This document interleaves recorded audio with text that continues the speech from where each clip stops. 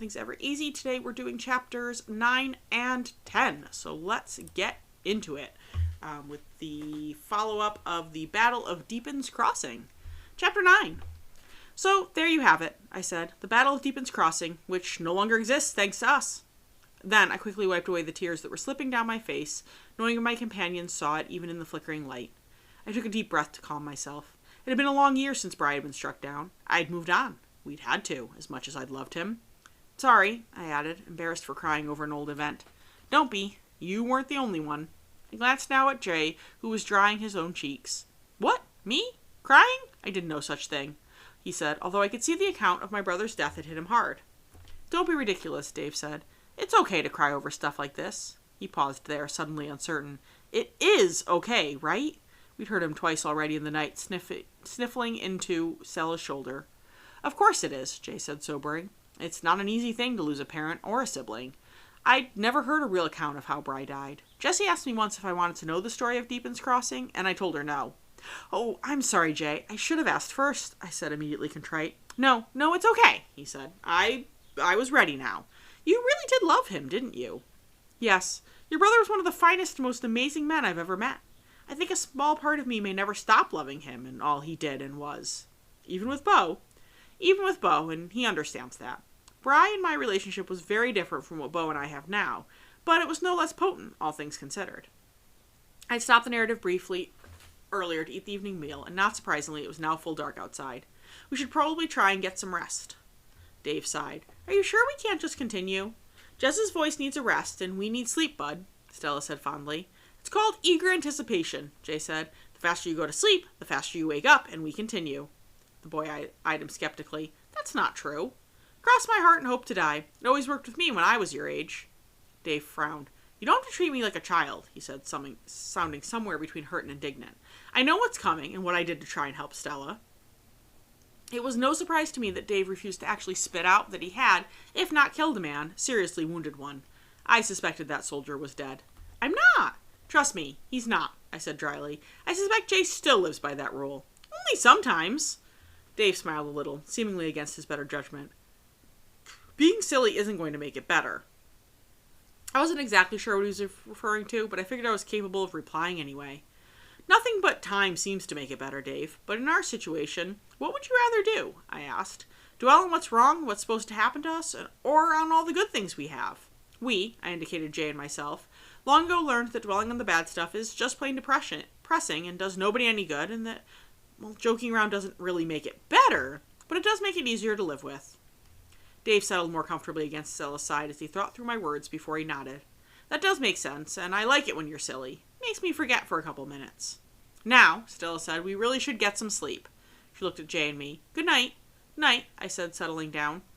I didn't sleep as well as I had previous nights, probably because Bri's death felt raw all over again. Instead, I had odd shifting dreams about my friends, and particularly Bri, in which he tried to fly. I woke early, feeling disoriented and off-kiltered. Moving quietly so as not to wake the others, I stood and wrapped my fingers around the bars in the cell door, peering out into the silent jail. Behind me, I could hear the first stirrings of greensward through a small window. After some indistinct amount of time, I heard the quiet rustle of cloth, and then Jay joined me at the door. You okay? He asked softly. I should be asking you the same thing, I said, drawing my gaze away from the empty corridor to my friend. I still miss him and my parents every day, Jay said. I'm not sure that will ever change, but yeah, I'm okay. He smiled faintly. Your turn. I'm fine. Just wondering if we'll make it out of here. If we'll get to see the three pay for what they've done. Everyone will move mountains to get us out. Unless it interferes with the rest of the plan. Rees's interest in us has brought us time as well as the bruises, he said. I glanced briefly at Stella and Dave. Jay answered my silent question. They'll wait. They've got all four of us. What's the point in hanging a little boy and the sister who just protected him? They need more than that for it to be effective, and for that, they need us. I couldn't exactly argue with that logic, and I had to hope Jay was right. He reached out and put a hand over mine. We stood there until we heard a single step of footsteps. By the time the food guard appeared, we were seated back in our usual spots, and Stella and David were sitting up and stretching. It only took a minute after we finished for Dave to turn on me with the expectant look. I smiled and picked the story back up without further ado. It took half an hour for the trio to catch up with the stragglers, led, perhaps not surprisingly, by Bo. Jess was distantly aware that the small group of maybe 15 had to have come back looking for them, since Deepin's ravine still stood between them and the three soldiers. He took one look at them and motioned them to sit.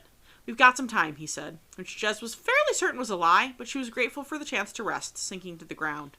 "Duncan passed by a little while ago with the rest of your group. They're on their way to the new cavern hall. Are you three okay?" Jez looked up at him, and Bo rocked back on his heels with the pain in her eyes before handing her a clean cloth. "Clean yourself up, and we'll patch up the worst injuries before we move on," he said, and reached out hesitantly. At a nod from Jessie, he placed one hand gently on her shoulder. "I saved them," Jez said. "I know. I'm sorry." She nodded, tears freshly dribbling down her face, and only then moved to wipe off her hands and face. "How'd we fare?" Jessie asked. "About how we'd expected," he said heavily. "Our losses were heavy. Just Bry alone." He trailed off as Jez passed the cloth along. One of the men came over to take care of the bad cut Jessie had on her upper arm. Bry was unscathed enough to not warrant any bandages for now. There'd be time for smaller stuff later. As they got cleaned up, Bo got the story out of Jessie and Rye, and he whistled. "You three are amazing," he said. "We would have been more amazing if we could have," Riley said, and shrugged. "We should get going." Bo stood. "Agreed. We need to catch up to the others. It'll take at least a day to get to our new base." They wouldn't be going directly there, just to throw off any potential trackers. So coupled with the distance, it wasn't going to be quick. He offered a hand to Jez to pull her up. As he did, she let out a gasp of pain, the blood draining from her face. "Jez!" Rye yelped, staring wide-eyed at the small pool of blood that collected where she sat. The captain peered behind her. "God's breath, Jez, you should have said something." "I'm fine," she murmured faintly. "That injury does not look fine," he said, lowering her back down. "You should have said something," Rye said, voice going high in her panic. "I'm fine," she repeated as the medic crouched next to her. "They got me climbing up the bridge. It was more important we got away." She was aware of the moment it had happened, and had yanked the shaft out. After, she just hoped her two friends wouldn't notice, which they hadn't. "Where's Mick when you need him?" Bo muttered, helping her lie down on her side so the medic could get an initial patch job done. "Work quickly. We don't have much time." "Yes, sir," the medic said. The world felt fuzzy, and it took all of Jez's focus to watch her friends. It was like acknowledging it to everyone had made the pain catch up. "Come on, you two. She'll be okay. I've seen worse," Bo told Jessie and Rye, nudging them away. "You don't have to placate us," Rye said angrily. "It's plain to see it's bad." "We'll get her to Mick, and if he can't do anything, well, we've lost everyone we're going to. We'll take her to one of the towns with a real doctor if it comes to that." Whatever was said after, Jez lost as the medic hit a particularly sensitive spot and the world swam out of focus. It didn't return to focus for some time. Jez didn't remember much of the following days. On occasion, she fought through the haze of pain and disorientation to try and figure out what was going on, but it didn't tell her much. She was vaguely aware that at least one of her friends were there all the time, and that they somehow managed to reach the new cavern hall, even with her dead weight slowing them down. What she knew of the time and ultimate decision to send her to a town, she heard later from the others. For the first 4 or so days, she would often yell and thrash about, words indistinct. Mick reassured everyone that, as yet, she had not picked up an infection and didn't have a fever. He reasoned the reaction was probably as much due to what would be running through her head as the deep injury. Based on what Jez remembered of her dreams later, he wasn't wrong. So her friends waited. One hurdle at a time was more than enough, and all their time and energy was taken up by settling the new cavern hall for the survivors. Later, once she was backed up, Jessie and Rye filled her in on the ultimate decision. It happened when she abruptly settled down and stayed quiet. Rye recognized the change immediately and sprinted to gather Mick. Upon arrival, he checked her heartbeat and breathing before sitting down back grimly. "She's getting worse. I'm afraid it might be infected now. I thought, because she quieted down, that maybe... Sometimes I would say it was a good thing. A fever broke or something. But I'm afraid that her heartbeat is not as steady as I want." Bo burst in just then. "What happened?" he asked, coming over to crouch at Jez's side. "She's getting worse, Bo," Mick said softly, putting a hand on the captain's shoulder. He took her hand and squeezed it. For a second, Jez's eyes flickered halfway open, and she smiled faintly. "Low," she mumbled. "Hey, you, hang in there," he said. Later, they would also tell her that she woke up like that at random times, but they all blurred together into an indistinct bundle. "'Kay," she drifted off again. "We're only about 2 days from Cole. It should be big enough to have a decent doctor." "Let's hope so," Mick agreed. "Riley, get Jessica and get packed. Meet us outside in an hour." "Yes, sir," the girl said, rocketing to her feet and out the door. Bo hesitated. "I don't want to lose her, Mick, not on top of everything else." "None of us do," his old friend said. "We'll make it through this. Just don't do anything foolish out there." "I won't," Bo said, before climbing to his feet and stepping over to the bag containing his belongings. None of the friends had settled in much with Jez so injured. He pulled the things out to leave behind, then shouldered his bag. Together, the pair got Jez up, ignoring her whimper of pain, and got her out to the front entrance. There, Bo waited with her while Mick retrieved and saddled one of the freedom fighters' 3 horses. By the time he made it out to the horse, Jessie and Rye were there, and they helped the 2 men get Jez up on the horse and tied on so she wouldn't fall off. "Be careful," Mick said. Since the battle, he'd given up any pretense of maintaining an aloof presence, although his stern exterior never wavered. We will. We'll be back before you know it. Bo? I'll be fine. Won't be my first time on my own, he said, and the two men gripped hands briefly before Bo grabbed the reins of the horse and set off towards the town of Cole, Jesse and Rye on his heels. The first day passed without mishap. Jess drifted in and out of consciousness, aware that something had changed, but couldn't get her lips to form words, her entire back a throbbing pain. It was the next day, when the horse jolted more in its step than usual, that the same jolt woke Jess up. She blinked blurrily and focused on Bo, who was walking alongside her, holding her hand and the reins with the same hand. Bo, she managed hoarsely. He started and looked up at her. Hey, how are you feeling? Herd of horses got me, she said, managing a small smile. Well, it could be worse, he said in a purposely upbeat tone. She forced herself to sit a bit more upright despite the shooting pain, staring at the horse's mane. Where are we? On our way to Cole. You're badly hurt. Do you remember? She nodded. Sorry. For what? He asked, but looked generally unsurprised by the apology. For letting Bri die, she whispered. I should have nothing, Jez. You listen to me. You did nothing wrong and everything right. This is a war, and war sucks, and war means people are going to die and make sacrifices, and that sucks too. You know that. I know that. Bri knew that. I know. Fresh tears sparkling into her eyes, and she made a swipe at them and missed abysmally, her coordination off. He was right there, and I couldn't. I promised myself I would, Bo. No more helplessness. Not after they almost killed me. I knew with you I could accomplish something. And then Bri... It's never a good idea to make promises that it's impossible to keep, Jasmine, he said softly, then held up a hand to forestall any comment, ignoring her surprise at the use of her given name. I tried that promise on for size when my mother died. She was the only blood family I'd ever known, and she got an incurable disease. We tried everything, but lost her anyway. I told myself the day she died that I would never let myself be helpless again. And you know what happened instead? I shut myself off and didn't allow myself to open up for anyone. It drove Mick and Reardon crazy. The day we met, the day you woke up, I decided it was past time to let go of that promise, and I haven't regretted it for a second. You, Jesse, Rye, and Bri, Mick, and Reardon again?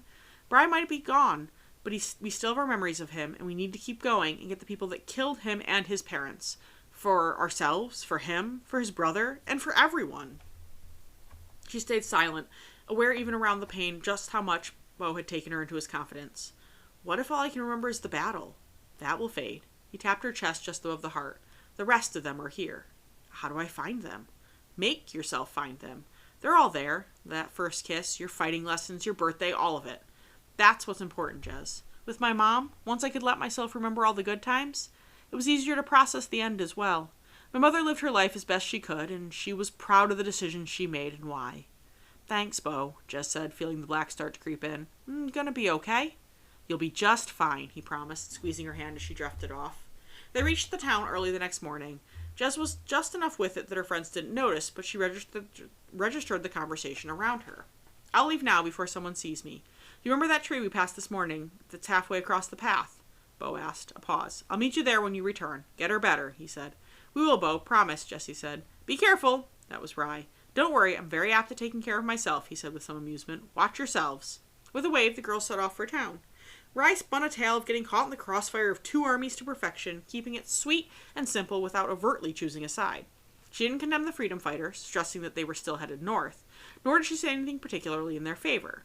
Almost immediately, once Rye's tale was done, Jez was taken to the local infirmary, and Jesse and Ryan installed in dirt-cheap rooms at the local inn. It didn't take long to learn that they were over a week's hike from Oakbridge, the capital, and despite being one of the closest towns to the fight, the locals knew little truth about the engagement that was already being dubbed the Battle of Deepin's Crossing.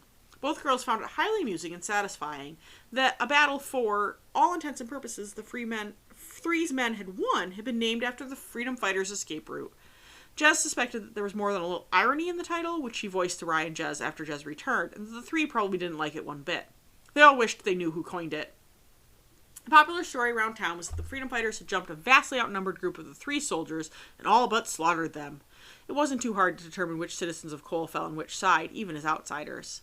Jesse suspected the tension apparent in the town matched that of the entire country.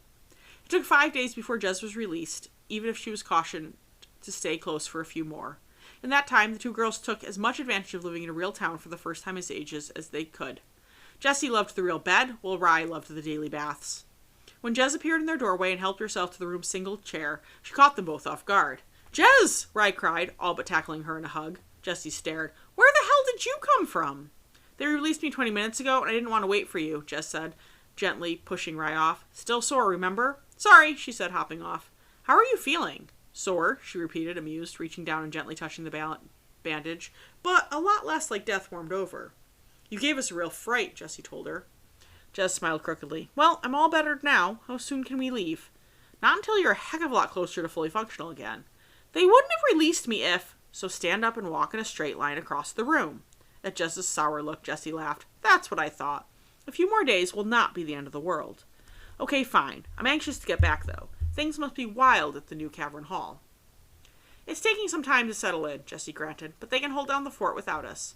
As far as our scouts can tell, the Three's men have completely given up on tracking us for the time being. Apparently, the Narrans are getting restless. Jess nodded. I also have a conversation to finish with Beau. He gave me a lot to think about, and I wasn't exactly at a good point to hold up my end of it then. The other two exchanged glances, but let it rest for the time being. It took another 3 days for both the doctor and Jessie to declare Jez fit to leave. In that time, it surprised neither of the friends to find Jez often lost in thought and certainly quieter than before. They knew they all had a lot to work through, and that job was only just beginning now that things were settling down. Slightly concerned anyway, both brought up Bri at various points. Jez was more than happy to reminisce with them, but never started the conversation. Little did they know, but she spent a lot of her time thoughtfully going over all the good memories, as Beau had suggested, committing them to as clear a memory as his death. When Jez wasn't thinking about Bri, she was dwelling on what had occurred on the battlefield. A couple of times she came close to pressuring Jessie to tell her what happened after she'd seen Bri go down, but could never quite bring herself to. If she was honest with herself, which was about half the time, the potential consequences of that mental blank in her memory scared her witless. She knew the fact it was a completely empty period was probably not a good sign. She resolved to speak to Beau about it at the first opportunity and see what he thought. Rennie! Annie yelled as she barreled through his door like it didn't even exist. Ren leapt from his seat by the window. What? What is it? Annie just giggled, screeching to a halt a couple feet from him. What? He asked again, eyes narrowing as his heart slowly returned to a normal speed. You look really funny when you do that. His expression turned sour.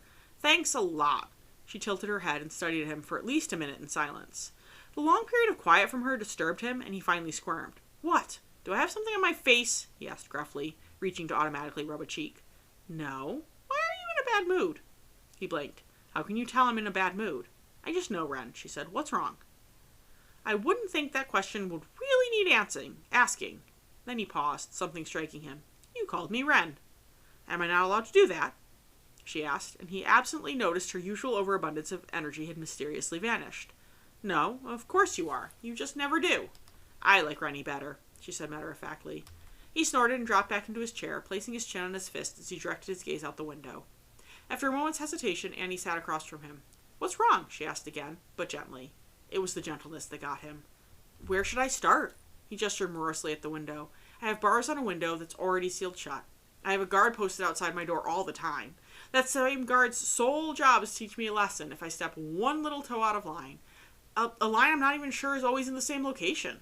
Plus, I never know when they're actively listening in. I haven't had a breath of fresh air in almost 2 years. I haven't been out of these 3 rooms in just as long. Time has just... He let out a laugh. What the fuck is time? If your brother didn't rub the passing of it in once in a while, I could have been here 5, 6 years and never known. He looked her in the eye. And what about the fact my future is more of the same? This room and this view. God's breath, even my thoughts are just shit your brother has said. Why am I still alive? He almost told her not to answer that. He really didn't want to speak it into existence. Do I actually have a younger sibling who's in charge of the freedom fighters? I only even know about the possibility because Soren told me. Despite how good it felt to get it all out, Ren caught the curious flicker to Annie's expression. I hate it. There's nothing else left. And it's slowly tearing me apart because I can't do a damn thing about it. After a long silence, he broke eye contact, distantly surprised, given what he'd seen in her eyes, that Annie hadn't already.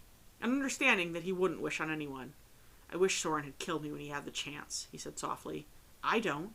Annie, he sighed. No, she said firmly. No, don't ever wish yourself dead. Where there's life, there's hope. I know, I'm loud and overbearing, she said, a dry note to her voice, and I know that everything looks really bleak. Ren shrugged as she reached out and put a gentle hand on his knee. Look, Ren, I don't know what we've got, but I do know I enjoy seeing you every day, and I like to think I make your days better. I just get this overwhelming urge to try and cheer you up, see you smile, or, God forbid, laugh. That startled a quick smile out of him. She did make his days better. She didn't just need him to throw thoughts at or to confirm anything. She didn't need him at all. And yet here she was, day after day, patiently, in an impatient way, keeping him smiling. You're so incredibly tolerant of me, even at my wildest, and I appreciate that more than words can say. I don't usually get that, even from Vlad, and the fact that you are, even with everything else on you, feels like such a gift. I guess I want to try and pay you back for your kindness, but I've probably been doing a pretty bad job of it. She paused, seeking out his gaze. Would it be better if I stayed away? He didn't hesitate, even putting his hand over hers. No, definitely not, he added a bit calmer. I hadn't realized, he shrugged. You've been gone. For the first time since he'd been captured. And things were worse. Mostly he'd been ignored. The return to the constant visits was so much better, even if it included Vlad sometimes. And now he had Annie again, and the sudden influx of sometimes strangely normal conversations with Soren. He wasn't sure how to put that into words that made sense, though. Good, because I don't want to stay away. I feel the same way.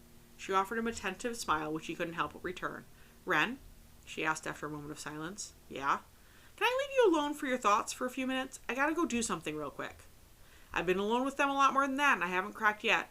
Go ahead. I'll be waiting here for you, he said wryly. She patted his hand and caught his eyes again firmly. Do not give up. Do you understand, Rainier Highcastle? He was taken aback by how strange his full name sounded coming from her, and nodded before he'd even really processed her words. Annie flashed him a grin. Good. I'll be right back, she said, and then darted out the door.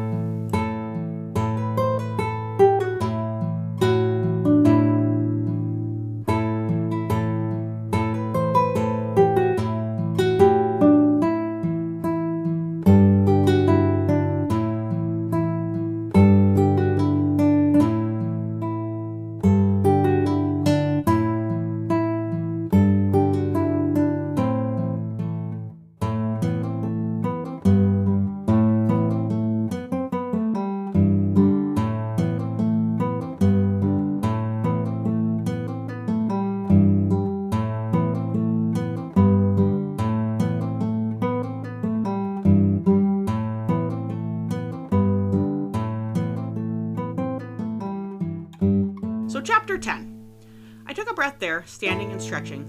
My body was stiff from the injuries, and I concentrated on working out all the kinks from the continued inactivity. My scrapes and bruises from my run-in with Rees 2 days before were all scabbing nicely. Remembering Rees caused me to glance out the cell door. I had a feeling we'd be seeing him again soon, despite the wounds I'd inflicted, and I was intrigued to see how it would play out. I wasn't about to say I was eager to face him again.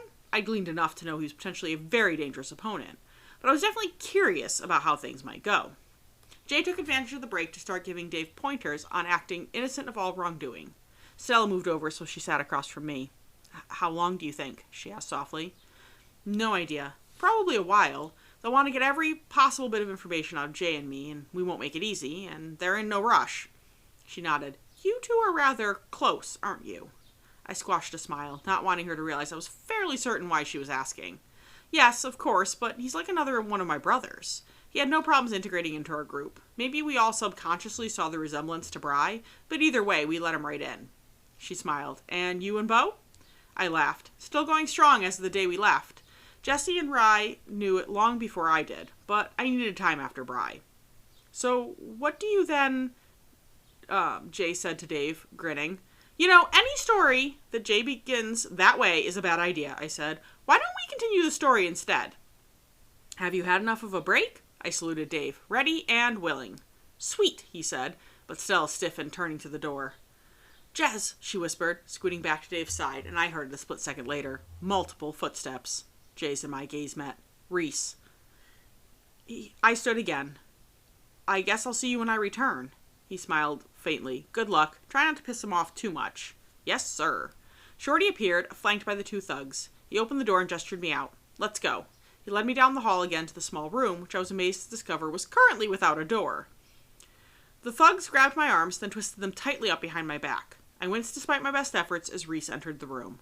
I could immediately see the scabs tracing the top and side of his head, which they had shaved to get at the injuries. His black eye was already turning a nasty-looking yellow and purple, but not swollen shut. I have to say you wear the wounds well, Rees, I said with a smirk. As well as you do? He asked, even as one of the thugs pulled harder. I was certain for a moment he was going to break it before Rees signaled for him to relax it. I ground my teeth, but was still caught off guard as he took a quick step forward and planted his fists into my stomach. I doubled over, gasping for breath, before his hand on my chin forced me upright. I see you're healing well. Lots of practice, I managed between sucking and steadying breaths. So I noticed. Although I won't be so stupid as to try that again, I'm still curious. How did you get all those scars? I fell down, I said dryly. He raised an eyebrow, and here I was hoping we might have reached an understanding last time. I let out a laugh. In your dreams. Last I checked, that wasn't nearly close to how it worked, Colonel. He shrugged. I can always hope. Where did we leave off? He tapped his chin in false thought. That's right. Your name. So, miss, what's your name? I stared at him evenly, and he nodded, tightening his grip on my chin. The nod was a signal because one of the brutes twisted my arm up behind me savagely, pressing it dangerously close to the snapping point. I yelped in surprise and pain. Rees smiled tightly, and the immediate pressure eased, although it remained close to trouble. And now? He asked pleasantly. You have 5 seconds. I held his gaze and ran through my options in double time. If I didn't tell him, I'd have a dislocated arm, maybe broken. That wouldn't be too much of a hardship on death row, but it would be rather inconvenient and gave him an easy target for future interrogations. If I did tell him, I might get some serious satisfaction out of his response. And, as I said, what harm could it do? Time's up. The pressure increased. Jasmine, I said, in a voice that wasn't firm, but at least didn't squeak. He let go of my chin, taking a half step back to appraise me as the pressure let up, although they kept tight grips on my arms. Full name, he demanded. Jasmine Lockholm. It felt odd to say that. I hadn't been Jasmine for 2 years. Long years. I could count on one hand the number of times I've heard it used since my almost death. Jasmine Lockholm. I know that name. Then he snorted. Nice try, Jasmine, Rees said mockingly. But we killed you 2 years ago. The pressure on my arms instantly began to increase again. I gritted my teeth against the pain. No, you didn't. You wanted to know how I got the scars. That's how. Most of them came from the day you tried to blow me up. Only my friend Virginia survived. Your men came and made sure. He waved a hand at the brutes, which caused them to stop adding pressure, but not let up. Okay, let's say you are Jasmine. How did you survive? I read that report myself. You were right in the center of the blast site. This was where the lying started. I managed to throw myself off my horse and ended up in the ravine. No one thought to check, but eventually a caravan of merchants heard my yells for help. They rescued me and nursed me back to health. As soon as I was healthy, I left because I didn't want to endanger them. I think you're lying. I'm not, I ground out, furious that the brutes continued to tighten their grips. I could barely think straighter on the pain radiating from my abused shoulders. I'm sure that was the point, but still. How do you want me to prove it to you? And provide any damn detail you want. I saw his signal and found myself thrust to the ground. Catching myself with my hands, I whimpered as they protested the action. Eyes closed, I focused on deep breaths. Look at me. I didn't see the foot coming, but pain blossomed as it knocked me on my side. The second kick pressed my back against the wall of the small room. I blinked away automatic tears and focused on Rees's face as he crouched a couple feet away. Who is Brighton? I already told you, I said, able to see very clearly where this was headed. I curled up to try to protect myself in advance. Tell me again, he ordered softly. It was tempting to tell him, to spare myself at least part of what was coming, but I wouldn't allow it. Bruises I could take. No. No? You could make this so much simpler on yourself, Jasmine. I summoned a glare. I'm not going to tell you a damned thing about Brighton. I can't believe your memory's so defective you don't remember a couple days ago, no matter how hard I slammed your head into the floor. He sighed. Very well, you have 2 minutes, he told the brutes. What I assumed was 2 painful minutes later, Rees's face swam back into view. I'm impressed. Either you're a glutton for punishment, or you're telling me the truth. So you believe me? I asked, deciding every inch of me was a bruise. I think I do. Everyone knows that Jasmine Lockholm died. Only a complete idiot, or Jasmine herself, would claim that name, and I already know you're not an idiot by any stretch. He cocked his head at me. You don't look much like the sketches we had at the time. I might have survived, but that doesn't mean the blast didn't almost do the task. The merchants didn't even recognize me, and they're from the area. How'd you survive? That hit a nerve, and I got snotty. I'm resourceful. To my surprise, he smiled and held out a hand, rocking to his feet. I don't doubt it. Can you stand? I eyed him, wondering what the trick was. Interrogation's over for today, Jasmine. I hesitated before taking his hand. You didn't get much. Are you complaining? I snorted, despite how it set my body on fire. No. Good. I got something out of you last time. I got a bit more now. These things take time, especially with the tougher opponents. He now pulled me to my feet. My knees wobbled, and I used my other hand to brace myself using the wall. Take her back to her cell, he told the brutes. Have a nice day, he told me, and then vanished through the open door. If I hadn't felt so incredibly weary and injured, I might have laughed as the brutes grabbed my arms again and escorted me back to our cell. Shorty was waiting. He locked the door as the two muscles shoved me in. I caught myself this time. As soon as Shorty and the thugs disappeared, I slumped in my corners, drew my knees to my chest, and dropped my face onto them, wrapping my arms around my head. Although I hadn't made a complete fool of myself during the interrogation, I was aware I'd come painfully close, and that was almost as bad as the bruises. I didn't bother wiping my eyes from the pain-induced tears and borderline crying, letting the wetness dry on my face instead. After a few minutes, I heard a shuffling noise, and then Jay's arms went around my shoulders. Hey, don't worry about it, he said softly. I could hear Stella engage Dave in conversation. Jazz, come on, kid. We're the same age, I said inanely. I'm still older. I lifted my head long enough to glare at him, and he grinned. You can still talk. That's a good sign. Depends on who you're asking. Rees is an asshole specializing in assholery, Jay told me. What did you tell him? My name? There was a pause. Your name or your name? This time I decided the question was too stupid to even deserve a glare, and I kept my face buried in my knees. You know what I mean, he said defensively, seeming to guess my thoughts anyway. My full official name. Ah, let me guess.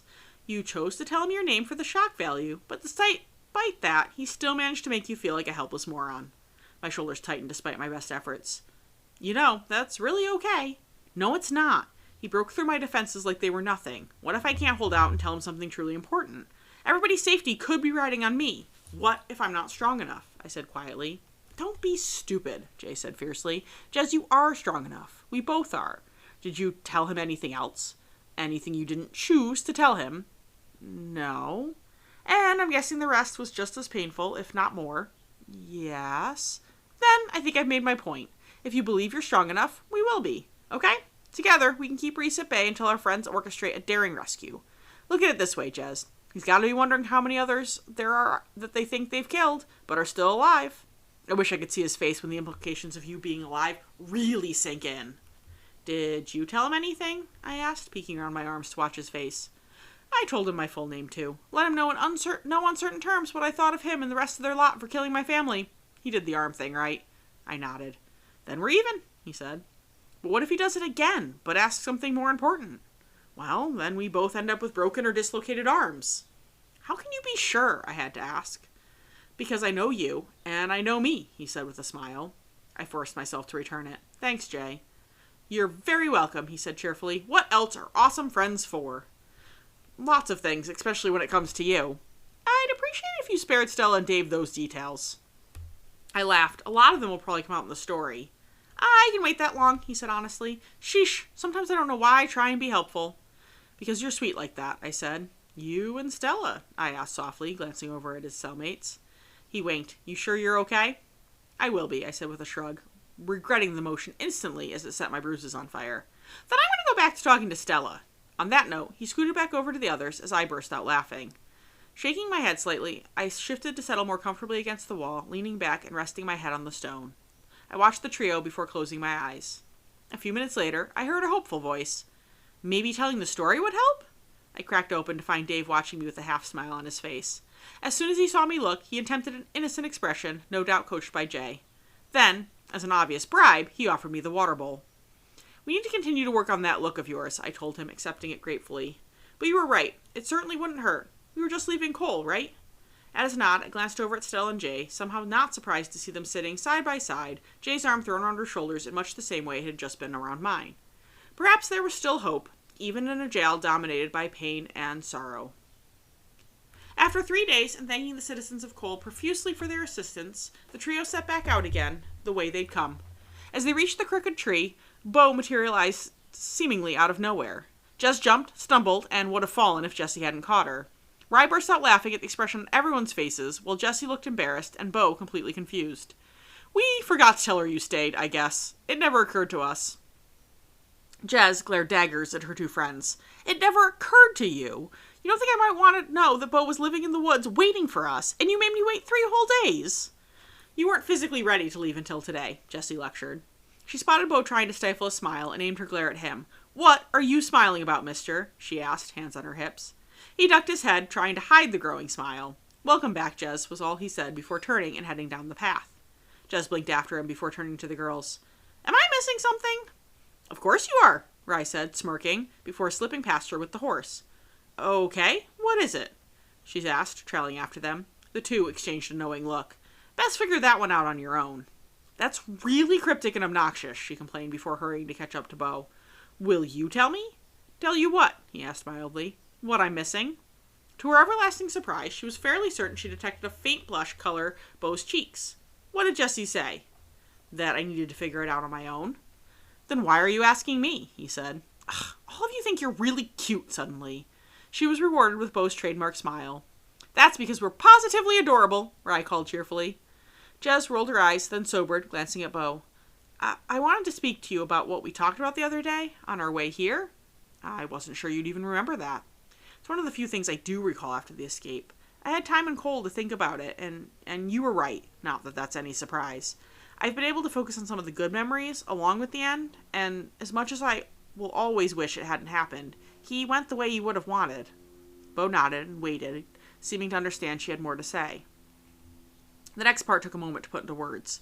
I've also been thinking about what happened after, and I think maybe I should leave. Leave? He echoed. I don't remember what happened, but I know enough to know I snapped and could have just as easily struck at Jessie or Rye or anyone as the three's men.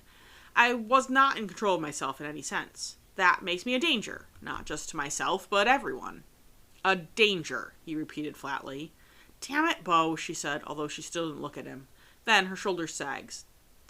I don't want to go, but I think it might be for the best. I can still keep in touch and help where needed outside of Cavern Hall.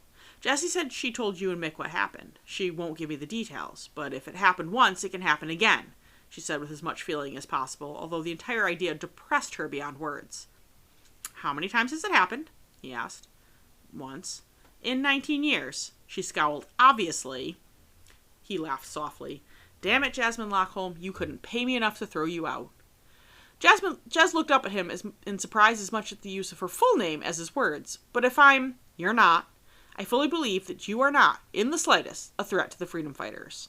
I also believe that you're nothing but an asset and a needed spark and so much more.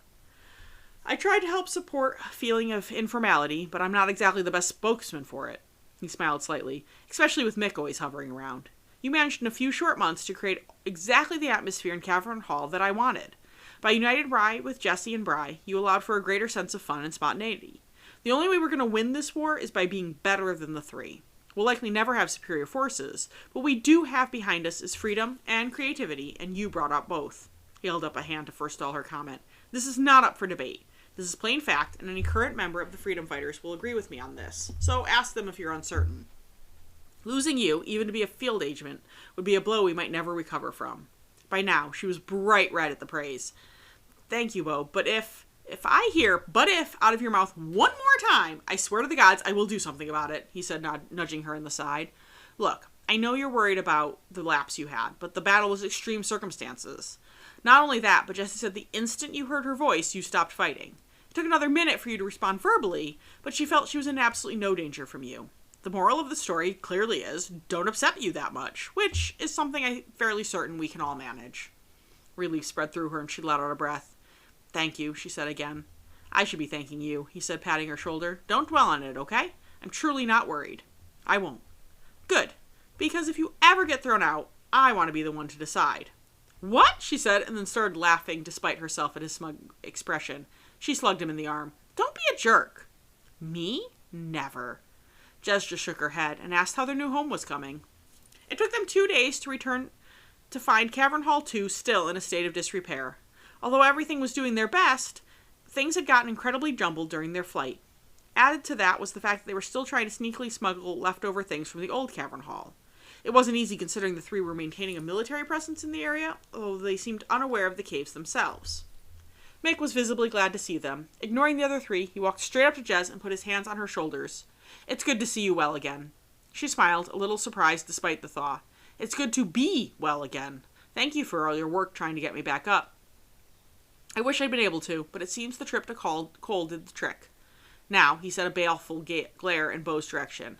We could have used our captain this past 2 weeks, but it was worth the risk. On that note, he let go, grabbed Bo's attention, and steered the young captain away with half a dozen immediate issues to be dealt with. Jez was left blinking in his wake. Did he just Compliment me?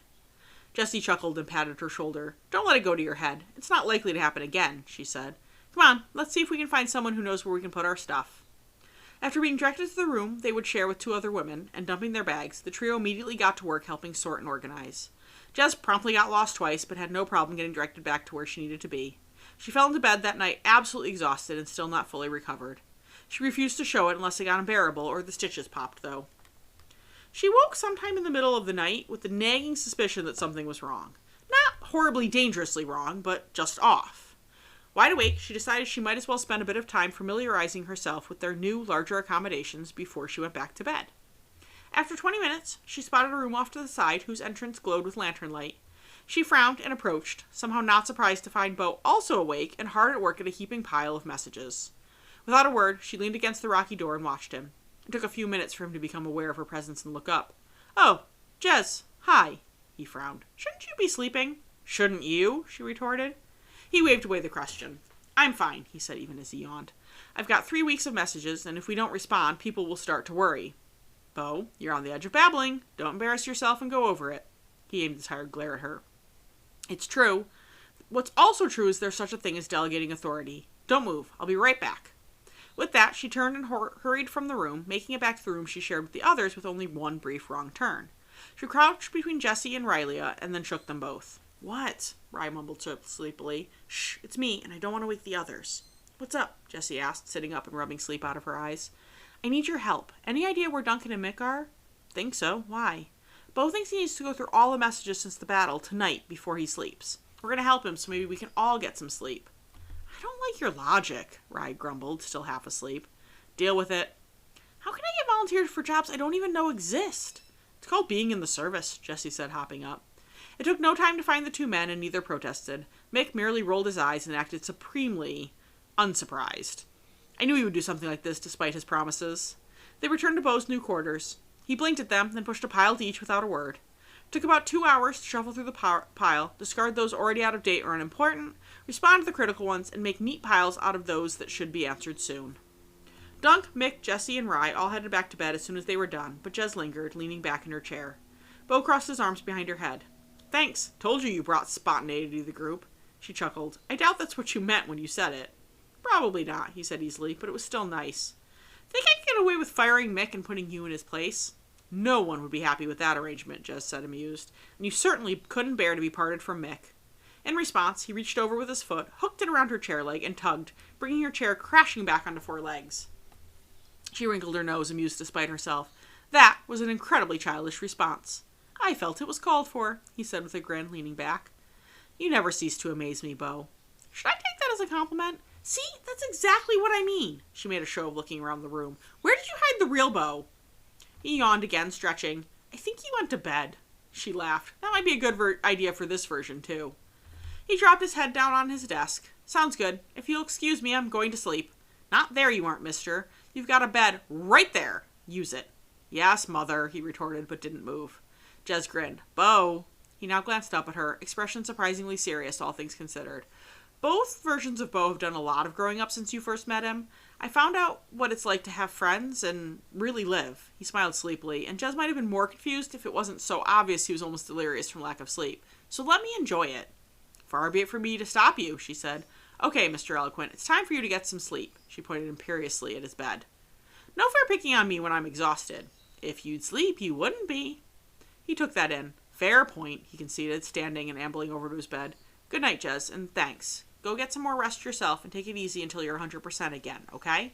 Yes, sir, she said, tossing him an easy salute before she slipped out the door. Annie motioned the guard out of the way and burst back into Wren's room beaming. Wren! He didn't respond, gaze directed out of his window. Wren, she tried again, and then her patience immediately ran out, despite her best efforts. Highcastle, on your feet, she bellowed. He got up and saluted before he realized what was going on. Then he glared. That was not funny. She just grinned. Sorry, Rennie. It was apparently the only way I could get your attention. To her amusement and relief, he stuck his tongue out at her childishly. Still not funny. I have good news. Yeah? He asked without energy. We're going for a walk. We're doing what? He asked. We're going for a walk. He still gazed at her like he didn't understand the words. You? Me? Out of the room. Walking. Wait, what? She rolled her eyes. God's breath, Rennie, catch up. You and I are going for a walk right now around the castle. His expression darkened. That's not funny either. I'm telling you the truth. She twisted her hands, suddenly nervous. I thought it might cheer you up and make you happier. A glimmer of hope crackled to life in his eyes. You aren't kidding. Of course not. I wouldn't do that. Vlad's promised if you behave, we can do it at least once a week. I'm sure I can convince him of more with time. Before she could even finish the sentence, he stepped forward and hugged her. Thank you, he whispered. She smiled, trying to contain some of her joy at the simple motion. Welcome. Oh, and someone's going to come in while you're gone and get your window open. So you'll still have the bars, but you'll also have fresh air. He pushed her back to arm's length, eyes suspiciously wet. God's breath, Annie, how? Just smile once in a while, okay? And maybe try and laugh once a month, she said breezily, in a way that she knew most people would ignore. There really was no cost here. She just couldn't bear to see him slowly disintegrate. Annie tugged on his hand. Come on, let's go! He needed no further urging. As they left the room, Wren glanced at his guards, plainly expecting them to follow. They're staying here, she told him. This place is crawling with guards. They're on every corner and through every doorway. If you go running off or anything, you wouldn't make it 5 feet without being tackled by some burly man in too much armor with a big old axe. Wren paused to look at her. What? She hid a smirk. He shook his head ruefully but smiled. Nothing at all, Annie.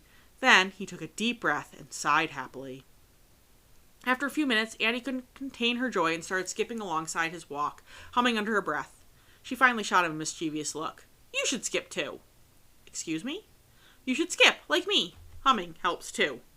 I don't really, I haven't... What? He managed, sounding desperate. She grabbed his arm, ignoring his protests, and began skipping again. Skip, Rennie. He hesitated a second and then tried out a few skips before letting out a true laugh. She skidded to a stop, leaving him to continue the few steps without her. What? Did I do something wrong? No, but, she smiled. Wren, you laughed. He blinked. I did, didn't I? He let out another quick laugh. It feels good to have something to laugh about. Then he shot her what she could only consider a sly smile, and someone to laugh with. She blushed and leaned forward, giving him a quick kiss on the cheek to try and cover the reddening. You have a nice laugh. You should try and use it more often.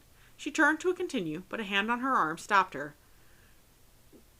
As far as she could recall, it was one of the first times in their relationship that Wren had initiated physical contact. The hug had also been a shock. Thanks, Annie, really. I appreciate this so much. My pleasure, she said softly. He held out his hand. Let's skip. She laughed, ducking her head briefly. Let's, she said, taking it. The two skipped out to the ramparts, where they paused, slightly out of breath, to lean against the wall.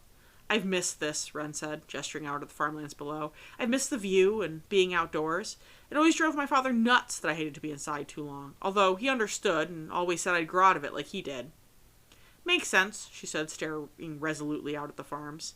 He was merely grateful for the chance to get outside, but his gratitude would fade and he would go back to barely tolerating her. Everyone did. Even Soren could barely deal with her anymore. Would you hate it if you had to marry me? She asked softly, pursing her lips as soon as the question was out, and definitely not daring to look at him now. His answer caught her by surprise, especially the lack of hesitation. No. But I'm always so... She waved her hand helplessly to try and illustrate what she meant. It's kind of refreshing. He's just being nice. He's just being nice because he owes you and he gets no say. I know I annoy you all the time. I annoy everyone all the time. Even assuming that's true, which it isn't, that doesn't mean I'd hate you if I married you. You know that's why Soren and Vlad kept you alive. Yeah, I figured that one out. She hesitated, and then decided she might as well take the conversation to its logical conclusion. But you wouldn't love me. And how do you know that? Annie frowned. Wren, this isn't funny. I'm one of your captors, my brother killed your father, and all three of us have been ruling your country for almost 2 years. Wren reached out, touching her shoulder and gently turning her to face him. Then he used his other hand to tilt her chin up until they were eye to eye. Are you really, Annie Oplin? She stared at him, speechless and dumbfounded, unable to break eye contact, not sure what to say in light of the intensity in his blue eyes. Finally, he let go. Don't worry about it, he said. Doesn't really matter. He turned to look back out, but she shoved her hand into his shoulder to stop him. It does matter. I think it matters quite a lot. Are you saying that you could... Love you? He asked. She nodded wordlessly, not sure what to say even if she was capable of words. She stood frozen as he reached up and lightly touched her cheek. Think anyone's watching? Probably, she managed somehow to get out. Good. Then he leaned forward and pressed his lips against hers. For an instant, she stiffened instinctively before she let herself melt into it. The hand on his shoulder shifted until it was threaded through his mussed hair. Far too quickly, he pulled back, a crooked grin gracing his lips. I definitely could. Before she could speak, he held a cautionary finger to his lips, his other hand still on her cheek. That's not a promise. That's a let's see how it goes. That's all I want, she said softly, and then smiled shyly. I've never before, so that's okay, really. He smiled, resting his forehead gently against hers. I didn't expect this. I didn't either, she said truthfully. She'd yearned for it, sure, but expected it? Never in a million years. She knew better than to ever truly hope for anything. Ren shifted, wrapping one arm around her waist so they were standing side by side looking out at the sunset. After a moment, she hesitantly laid her head on his shoulder.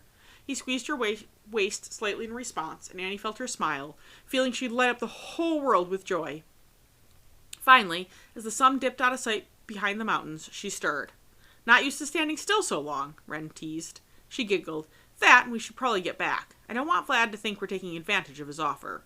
Good point. Come on, you, he said, tugging her gently. She turned away from the landscape and carefully slipped her hand into his, not missing the smile that spread across his face at the motion. It seemed far too quick before they reached Ren's room. I suppose you should probably go, he said. Suppose I should. Neither of them made any motion to move, standing just inside Ren's doorway, the location giving them some foolish sense of privacy from the guard only a couple feet away. What do you think your brothers will think of this? Ren asked, sounding nervous for the first time. Don't know, don't particularly care. They should be ecstatic we're doing all their work for them. She caught the way he eyed her and knew her tone had come across as perhaps a touch too bitter, a touch too close to the interior. Before Ren could answer, someone called Annie's name. She recognized old Bert's voice immediately and sighed. Yes, she said, sticking her head back out the door. Commander Dacamar and General Opalin are looking for you, Miss Annie. All right, I'll go find them in a minute. She withdrew into the room. Hey, Rennie. Yes, he asked. I'm afraid I've got to go, but I'll be back soon. I'll see you in a bit, then. Try not to pine away without me, okay, Muffin? He did an honest-to-goodness double-take. Excuse me, Muffin? Yes, Muffin. Muffin. Why, Muffin? He asked cautiously. Because I like muffins. They're tasty. I don't want to know the connection. Bet you can guess. Bet I don't want to. Old Bert cleared his throat loudly. I think we're delaying your friend. Oh, are we? So sorry, Annie said with a false politeness, knowing Bert would pick up on it. Well, Muffin, I must be off. Just wait until I think of some terrible nickname for you. Impossible. Why's that? You're too nice to be terrible. She had to grin as his face twisted, trying to follow her logic. Want to bet? Finally settled on. Sure, since we both know I'd end up winning.